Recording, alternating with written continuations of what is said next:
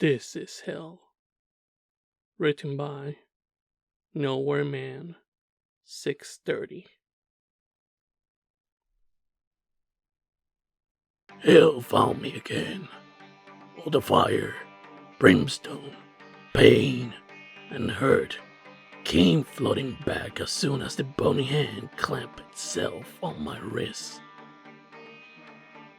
Then I was back in the holding cave, waiting for my turn to be tortured and humiliated.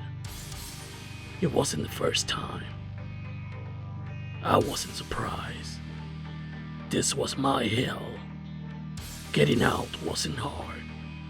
But for eternity, I was to be hunted in a world I could never again be a part of. I could hide my rotten appearance for a while.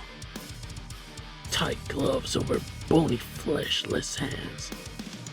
Glasses over dead white eyes. Loose baggy clothes. But it wouldn't last. Eventually, someone will see. Then the shades will be on. Every time they came for me, it was different. Sometimes they looked like me. Caricatures of humanity. Delicately blending in with people who cared too little to even notice. Other times they will appear as horrors. Even my imaginative mind couldn't comprehend. They loved the shades, letting me think I was getting away, giving me a false sense of hope. Foolishly, I will hold on to it like a life raft. I will cling to the small feeling like a man drowning at sea, reaching for anything to keep afloat, no matter how flimsy. I will grasp at the thin straws until the very last moment. The moment I always knew waited at the end of our little game. The end of the line. Then I will be struck down and sent back to hell, where I was sentenced to burn with the rest of the suffering souls. This time will be different. I know all of their tricks.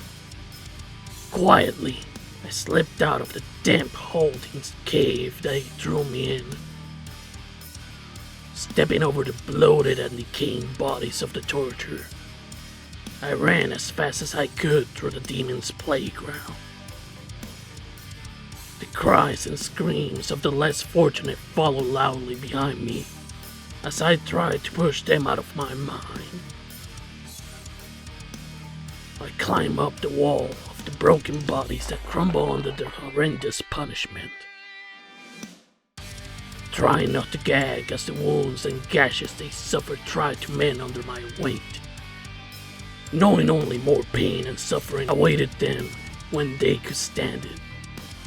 Near the top of the pile, I found a small fissure in the heated rock wall. I walked through the smoldering crevice for what seemed like hours. No one pursued me. No alarms sounded. I was out again, free from the fiery hells that tried to claim me. The wall's heat seemed to intensify as the walls narrowed into a point. I had to thrust roughly through as the rock's sharp contours burned and ripped chunks of skin from my decaying body. I pushed the pain away. Small cuts and burns were nothing compared to the horrors bestowed on you in Hell's playground. The heat faded away as the fissure closed in around me. I gave one last push. The loud, dry snapping of bone and muscles didn't even slow me down as my body squeezed forcefully through the small slit and was spurted out the other side. The hidden tunnels expelled me out into a small cramped bathroom stall. I stood up slowly, being careful to snap the dislocated bones back into place, patching my dying body up just enough to walk or run if I have to. The bathroom was dark and dirty. The door was broken off its hinges and lay limply against the door frame like a scab waiting to rip off with the slightest touch. The blue color was faded and tattooed with graffiti. Behind it, I could see a broken mirror, and the white tile on the floor was cracked and stained gray. I held my breath and waited for the sound of gas and shrieks, but they never came. I was alone. No one was in the bathroom when I came through, and I wasn't followed. Gradually, I made my way to the door and listened. Low murmuring and whispers drifted into the bathroom from wherever the other side of the door led. I couldn't wait any longer. Making up my mind, I pushed open the door and stepped out. I couldn't believe my luck. I was right where I wanted to be. The doors lead out into a slow, barely occupied tram station. It must have been late at night, or even early in the morning. Only a handful of commuters were mulling around. A few looked in my direction, but mostly they were too busy or tired to care about someone walking around looking lost, no matter how sick he looked.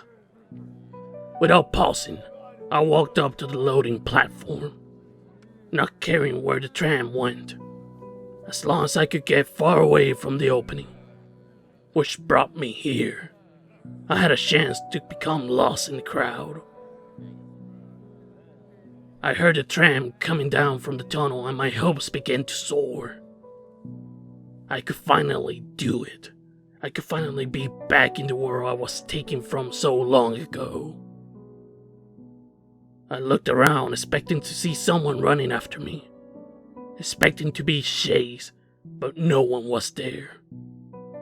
The weary-eyed travelers started to line up behind me, waiting for the tram that would take them to work or school, anywhere but here. The tram's large bright light appeared down the dark tunnel, and I had to restrain myself from running down the tracks to meet it. Someone behind me tried to push me forward and shove me closer to the edge. I turned back to say something, but the words got caught in my throat. From the corner of my eye, I saw the door to the dingy bathroom swing forward, and a man was standing there, looking out towards the tram's loading platform. His black suit gave him an imposing look as he stood in front of the white painted wall, his eyes glowing red. The man in front of me was talking, but the words were lost in the rushing wind of the oncoming tram. A glimmer of red flashed just to the right side of me. My head whipped in that direction, almost involuntarily. One of the late-night commuters dropped his briefcase and pointed at me. I saw his eyes go red and horns push through his straight blonde hair. The woman next to him also stopped walking towards the tram and began to point, a devilish grin spreading slowly on her face. I could see the large fangs poking out from her small, thin lips. Laughter broke through the now nosy tram station. It came from the man in front of me. I could see him. Now he was more than just a man.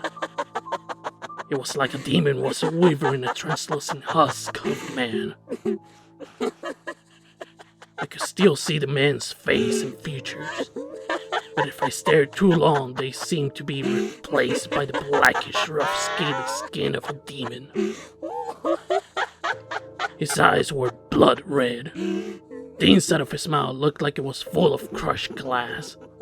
I realized I was wrong. My hell wasn't to be chased in the world I used to be a part of. How stupid was I to believe I could ever escape hell? My punishment was to be constantly hunted. Not in the vivid world I used to know, but deep in the bowels of hell. A place they could twist and contort to whatever I wanted most. Just so they could rip it out from under me and crush my hopes over and over again in an endless cycle of torture and heartbreak. I wasn't surprised as the demon in front of me shoved me in the chest. My feet left ground and I flew backward towards the tracks. Everything ran in slow motion. Dozens of the red eyes watched me with eager anticipation, wanting to see my death over and over again, like they have been doing for years. This was their game. I was just a piece to be used, not even a player, just a pawn. I closed my eyes as I landed roughly on the hard, unforgiving tram tracks, and the laughter was blended into the whirling sound of the oncoming tram. I didn't try to get up. I didn't want to give them the satisfaction of seeing me struggle. I tried not to look around, but as the train got close, my body forced my eyes open. Seeing the silver tram barreling down like a bullet out of a giant gun wasn't the worst part. What got me were all the red eyes peering hungrily down at the tracks. I tried not to scream, but I did. Everything went black. Hell found me. All the fire, brimstone, pain, and hurt came flooding back as soon as the bony hand clamped itself on my wrist and threw me into the holding cave. This time will be different. I know all their tricks.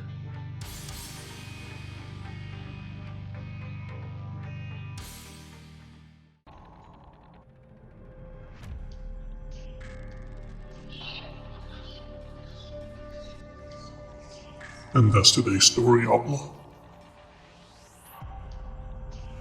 Be safe out there. And like always, I see y'all on the wayside.